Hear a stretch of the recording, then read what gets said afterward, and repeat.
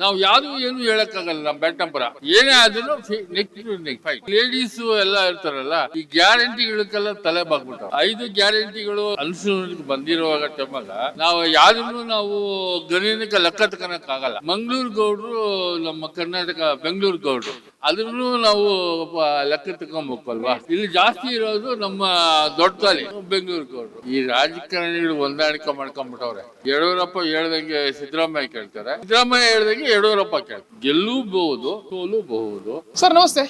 ನಿಮ್ಮ ಪ್ರಕಾರ ಈ ಒಂದು ಬೆಂಗಳೂರು ಉತ್ತರ ಕ್ಷೇತ್ರಕ್ಕೆ ಯಾರು MP ಆಗಿ ಆಯ್ಕೆ ಆಗ್ಬೇಕು? ಇದು ಎರಡು ಸಮಬಲವೂ ಐತೆ. ನಾವು ಯಾವ್ದನ್ನು ಚಾಯ್ಸ್ ಮಾಡೋದಕ್ಕೂ ಆಗಲ್ಲ. ಇದು ಮೊದಲಿನಿಂದ ಬೆಲ್ಟು ಕಾಂಗ್ರೆಸ್. ಇವಾಗ ಗೆದ್ದಿರೋದು ಕೃಷ್ಣ ಬೈರೇಗೌಡ. ಅದರಿಂದ ಈ ಆಯ್ಕೆ ಸ್ವಲ್ಪ ಜನಕ್ಕೂ ಗೊತ್ತಿರ್ತದೆ, ಸ್ವಲ್ಪ ಜನಕ್ಕೂ ಗೊತ್ತಿರ್ತದೆ. ಇಬ್ಬರು ಹೊಸ ಕ್ಯಾಂಡಿಡೇಟ್. ಅವರು ಎಮ್ಮಿ ವೆಂಕಟಪ್ಪ ಅವರು ಮಗ ರಾಜು ಗೌಡ್ರು. ಶೋಭಾ ಕರಂದ್ಲಾಜೆ ಆಲ್ರೆಡಿ ಮಿನಿಸ್ಟರ್ ಆಗಿದ್ರು, ಎಲ್ಲ ಆಗಿದ್ರು, ಎಲ್ಲ ಅನುಭವ ಐತೆ, ಇಲ್ಲ ಅಂತ ನಾನು ಹೇಳಿಲ್ಲ. ಆದರೆ ಇದನ್ನ ನಾವು ಯಾವುದು ಗಣಿನ ತಗೊಳೋದಕ್ಕಾಗಲ್ಲ. 50-50 ಇರ್ಬೋದು.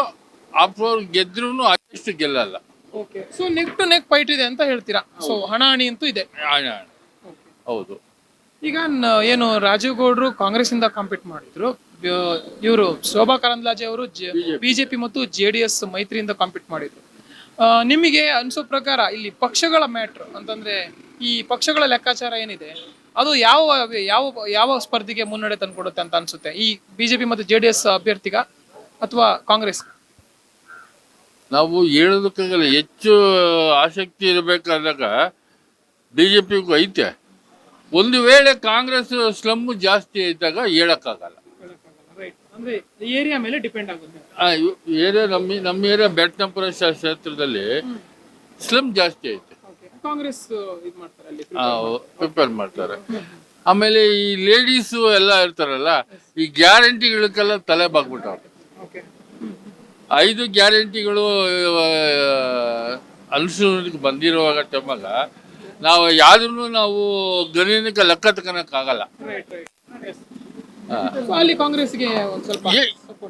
ಕಾಂಗ್ರೆಸ್ಗೂ ಇರ್ಬೋದು, BJPಗೂ ಇಲ್ಲ ಅಂತಲ್ಲ. ನಾವು ಯಾವ್ದು ಏನು ಹೇಳಕ್ಕಾಗಲ್ಲ. ನಮ್ಮ ಬೆಟ್ಟಂಪುರ ಇದು ಆಗದ ಕಾಲದಿಂದ, ಬಸಲಿಂಗಪ್ಪನ ಕಾಲದಿಂದ, ಆಗಿನ ಕಾಲದಿಂದ ಕಾಂಗ್ರೆಸ್ಸೇ ಇದು. ಮೊನ್ನೆ 1-2 ಸಲ ಚೇಂಜ್ ಆಯಿತು, ಅದು ಬಿಡಿ. ಸಾಂಗ್ಲೇನ ಬಂದು ನಮ್ಮ BD ಚಂದ್ರೇಗೌಡ ಆಗಿದ್ರು, ಅದೆಲ್ಲ ಆಗಿತ್ತು, ಒಳ್ಳೆ ಇದಾಯಿತು.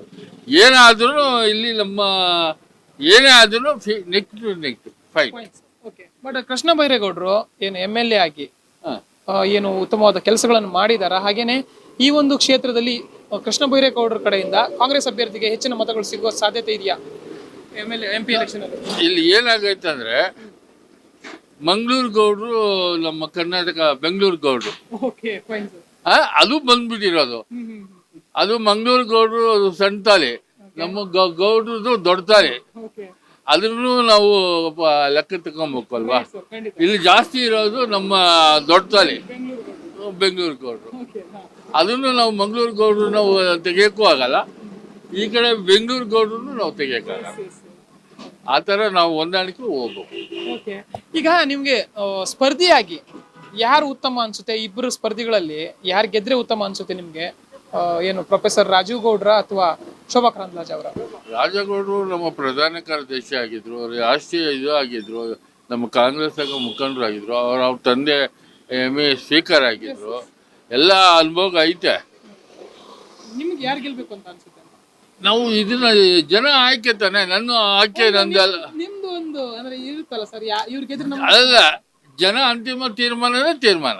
ಜನರ ತೀರ್ಮಾನದ ವಿಚಾರ ಜನರಿಗೆ ಬಿಟ್ಟಿರೋದು. ಅಂದ್ರೆ ನೀವು ಎಲ್ಲರೂ ಸೇರಿ ಬಟ್ ನನಗೆ ಈ ವ್ಯಕ್ತಿ ಆದ್ರೆ ಉತ್ತಮ ಅಂತ ಏನಾದ್ರು ಇರೋದಿದ್ರೆ ಅಲ್ಲ. ಇದು ಈಗ ಶೋಭಾ ಕರಂದ್ಲಾಜೆ ಮಾಡಿರೋಳಗ BJP ಕುತಂತ್ರ ಜಾಸ್ತಿ ಐತೆ. ಅದಕ್ಕೆ ನಾವು ಲೆಕ್ಕ ತಗೊಳಕ್ಕಾಗಲ್ಲ. ಗೆಲ್ಲಬಹುದು, ಸೋಲಬಹುದು. ರಾಜಗೌಡರು ಗೆಲ್ಲಬಹುದು, ಸೋಲಬಹುದು. ಇಲ್ಲಿ 2 ಕಾಂಗ್ರೆಸ್ ಐತೆ. ಇನ್ನೆಲ್ಲ ಮಲೇಶ್ವರ BJP, ಗೋಪಾಲ್ ಗೌಡ್ರು BJP, ದಾಸರಳ್ಳಿ BJP, ಯಶವಂತಪುರ ಅಲ್ಲಿಗೆ ಇವಾಗ ಕಾಂಗ್ರೆಸ್ ಬಂದೈತೆ. ಹೋದ್ಸಲಿ 60,000 ಲೀಡಿಂಗಲ್ಲಿ ಕೃಷ್ಣ ಬೈರೇಗೌಡ ನಿಂತಾಗ 60,000 ಲೀಡಿಂಗು.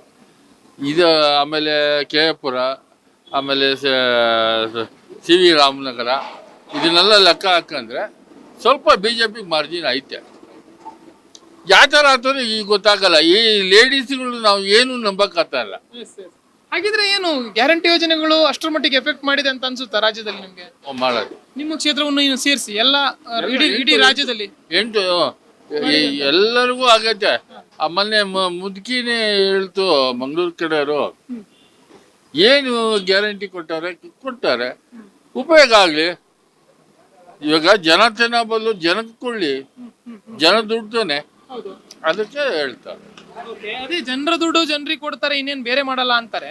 ಆದ್ರೂ ಮನೆಯಿಂದ ಕೊಡಲ್ಲ ಅಂತ ಹೇಳ್ತಾರೆ. ಆದ್ರೂ ಕೂಡ ಏನು ಜನರಿಗೆ ಉಪಯೋಗ ಆಗೋ ತರನೇ ಕೆಲಸ ಮಾಡಿದ್ದಾರೆ ಅಂತ ಕೆಲವರ ಅಭಿಪ್ರಾಯ. ಏನ್ ಹೇಳ್ತೀರಾ? ಅದು 100%. ಇನ್ನೇನು ಬೇರೆ ಗೌರ್ಮೆಂಟ್ ಇದ್ರೆ ಏನು ಅವ್ರ ಮನೆಯಿಂದ ತಂದು ಕೊಡ್ತಿರ್ಲಿಲ್ಲ. ಯಾರಿಗೂ ಕೊಡಲ್ಲ. ಇವಾಗ ನಮ್ಮನೆ ಯಾರು ಕೊಡ್ತೀರಿ? ಅಷ್ಟೇ ಸರ್. ಇವಾಗ ನಾವೆಲ್ಲ ಪರವಾಗಿಲ್ಲ, ಪಾಪ ಕೂಲಿ ಮಾಡೋರು, ಬಡವರು, ನಿರ್ಗತಿಯವರು, ಕೆಲಸ ಇಲ್ಲ, ಏನೂ ಇಲ್ಲ, ಮಳೆ ಇಲ್ಲ, ಏನೂ ಇಲ್ಲ, ಎಲ್ಲ ರೀತಿಗೂ ಒಂದು ನೋಡ್ಬೇಕಲ್ಲ. ನಾವು ಒಬ್ಬರೇ ಚೆನ್ನಾಗಿರ್ಬೇಕು ಅಂತೂ ಇರಂಗಿಲ್ಲಲ್ಲ. ಹಾಗಿದ್ರೆ ಜನಕ್ಕೆ ಅನುಕೂಲ ಆಗಿದೆ ನಿಮ್ಮ ಪ್ರಕಾರ? ಆಗೈತೆ. ಸರಿ ಸರ್. ಇಲ್ಲಿ ಈಗ ಬಿಜೆಪಿ ವರ್ಸಸ್ ಏನು ಕಾಂಗ್ರೆಸ್, JDS ಕೂಡ ಬಿಜೆಪಿಗೆ ಏನು ಸಪೋರ್ಟ್ ಇತ್ತು.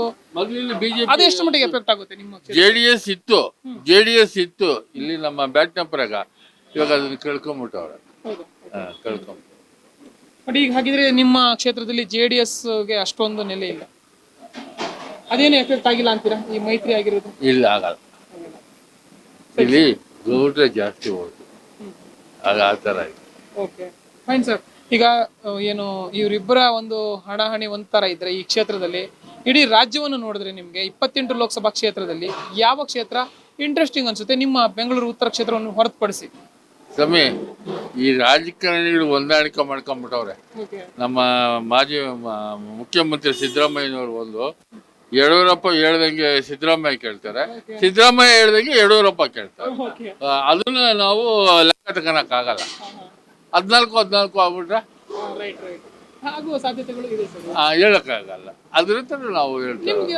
ಇಂಟ್ರೆಸ್ಟಿಂಗ್ ಅನ್ಸೋದು ಯಾವ ಕ್ಷೇತ್ರನೂ ಇಲ್ವಾ? ಅಂದ್ರೆ ನಿಮ್ ಕ್ಷೇತ್ರನ ಹೊರತುಪಡಿಸಿದ್ರೆ ಈ ಕ್ಷೇತ್ರ ಬಹಳ ಹಣಾಹಣಿ ಇದೆ ಈ ಸಲ. ಸ್ವಾಮಿ, ಯಾವುದು ಇವತ್ತು ಜನ ನಂಬಿಕೆ ಇಲ್ಲ ಸ್ವಾಮಿ. ನಿಮ್ಮ ಮೇಲೆ ನನಗೂ ಇಲ್ಲ, ನನ್ನ ಮೇಲೆ ನಿಮ್ಗೂ ಇಲ್ಲ. Okay, fine sir. ಈಗ ಒಟ್ಟಾರೆಯಾಗಿ ನೋಡಕ್ ಹೋದ್ರೆ ದೇಶಕ್ಕೆ ಪ್ರಧಾನಮಂತ್ರಿ ಯಾರಾಗ್ಬೇಕು ಅಂತ ಅನ್ಸುತ್ತೆ ನಿಮ್ಗೆ? ಸ್ವಾಮಿಗೆ ಅಧಿಕಾರನೇ ಬಂದಿಲ್ಲ. ನಾನು ಅಂದ್ರೆ ನಾನು ಯಾರು ಅಂತ ಚಾಯ್ಸ್ ಮಾಡ್ತೀನಿ. ನಾಳೆ ಏನೇನು ಹೆಚ್ಚು ಕಡಿಮೆ ಆದಾಗ ಪ್ರಧಾನಿ ಏನೋ ಆಯ್ತು ಅಂತ ಇಟ್ಕೊಳ್ಳಿ, ಅವಾಗ ಯಾವ ಚಾಯ್ಸ್ ಮಾಡ್ತೀರಾ? ಅಲ್ಲ, ಒಂದು ನಿಮ್ಗೆ ಯಾರಾಗ್ಬೇಕು ಅಂತ ಅನ್ಸುತ್ತೆ? ಸ್ವಾಮಿ, ಇವಾಗ ನಾವು ಏನು ಹೇಳಕ್ಕಾಗಲ್ಲ. ನಮ್ಮ ರಿಸಲ್ಟ್ ಬರಲಿ, ಆಮೇಲೆ ಮುಂದಿನ ಅವರು ಡಿಸೈಡ್ ಮಾಡ್ಕೊಳ್ಳಿ. Okay sir. ಇನ್ನ ಯಾರೇ ಆಗ್ಲಿ, ಯಾವುದೇ ಪಕ್ಷ ಏನು ಅಧಿಕಾರಕ್ಕೆ ಬರಲಿ, ಯಾರೇ ಪ್ರಧಾನಮಂತ್ರಿ ಆಗ್ಲಿ ಅಥವಾ ಯಾರೇ ಒಂದು ಜನಪ್ರತಿನಿಧಿಗಳಾಗ್ಲಿ ಆ ಕ್ಷೇತ್ರಕ್ಕೆ, ಆದ್ರೆ ನಿಮ್ಮ ನಿರೀಕ್ಷೆಗಳು ಏನು ಸರ್? ಒಟ್ಟಾರೆ ದೇಶದ ಪರವಾಗಿ ಅಥವಾ ರಾಜ್ಯದ ಪರವಾಗಿ ಏನ್ ನಿರೀಕ್ಷೆ? ಯಾರೇ ಬರ್ಲಿ, ಅಭಿವೃದ್ಧಿ ಆಗ್ಲಿ. ಎಸ್ ವೀಕ್ಷಕರೇ, ಕೇಳಿದ್ರಲ್ಲ, ಇದು ಇಲ್ಲಿನ ಮತದಾರರ ಅಥವಾ ಜನಗಳ ಮಾತು. ಏನಿದು ಬೆಂಗಳೂರು ಉತ್ತರ ಲೋಕಸಭಾ ಕ್ಷೇತ್ರವಾಗಿತ್ತು. ಇಲ್ಲಿಗೆ ಕಾಂಗ್ರೆಸ್ನಿಂದ ಪ್ರೊಫೆಸರ್ ರಾಜೀವ್ ಗೌಡ್ರು ಕಾಂಪಿಟೇಷನ್ ಮಾಡಿದ್ರೆ, ಬಿಜೆಪಿಯಿಂದ ಶೋಭಾ ಕರಂದ್ಲಾಜೆ ಅವರು ಸ್ಪರ್ಧೆ ಮಾಡಿದ್ರು. ಸೊ ಒಟ್ಟಾರೆಯಾಗಿ ಚುನಾವಣೆ ಮುಗಿದಿದ್ದು. ಈ ಒಂದು ಚುನಾವಣೆಯಲ್ಲಿ ಯಾರು ಇಲ್ಲಿನ ಒಂದು MP ಆಗ್ತಾರೆ ಅನ್ನುವಂಥದ್ದು ಪ್ರಶ್ನೆ ಮೂಡಿದೆ. ಕ್ಯಾಮರಾ ಪರ್ಸನ್ ಸಂದೀಪ್ ಜೊತೆ ಜಾಯ್ ಲೇಗೌಡ್, ಕರ್ನಾಟಕ ಟಿವಿ, ಬೆಂಗಳೂರು.